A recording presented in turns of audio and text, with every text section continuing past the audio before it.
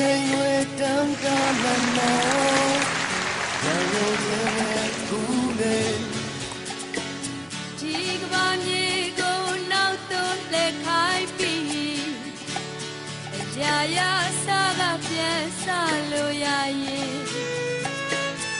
ရင်လုံးမျောလင်းခြင်းနဲ့ရှင်သာအားမွေလိုက်ခြင်းဒီလိုမျိုးဆုံးကမှုကိုလေချိုးပြီးတော့မကြည့်ခြင်း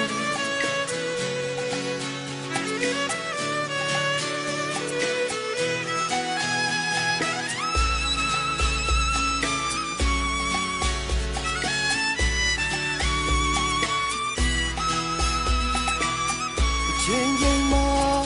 ခွဲရမှာပဲဒီသင်္ခါရတရားကိုတွေးမိတယ်ဒါပေမဲ့လေစိတ်ရဲ့စန္ဒာရှင်နာစရာဆိုလို့ဝမတွေ့ချင်ဘူးကွာခြေခွဲလို့စမှုများဒီချစင်စားမိရဲ့我应该这也是绝嘞。